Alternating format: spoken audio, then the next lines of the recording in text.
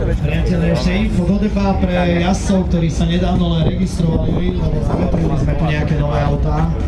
Pokiaľ chcete bodovať v rámci celého weekendu, chcete mať dve kvalifikačné jazdy s dobrým štartom.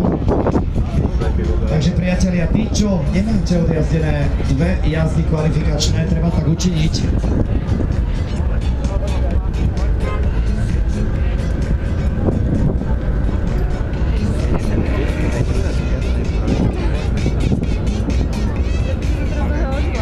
No krásna 500-večka druhej edície a vyzerá byť originálna barťácka. Ja je zvlášť štartoval.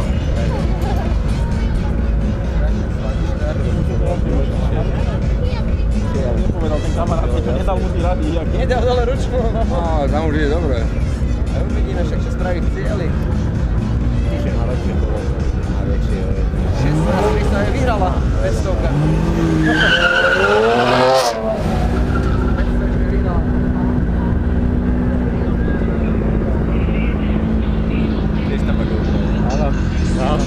Hej.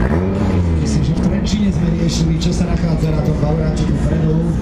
Aktívny radar, už to vieme, sme boli poučení. Každopádne toto autičko tým spodom je brutálne slušný. Obidvaja majú GoPro, ten má zase vľavo. To vyzerá na štvrtpiesníkové.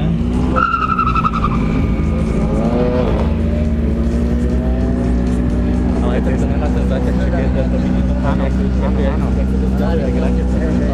Nejaký vitrový sprach. Strašné. To je fakt, že nestačilo na to motorové. Ja viem, ináč sme tiež, to je fakt, že to stali ten radosť, sedí na auto, také na ten pocit.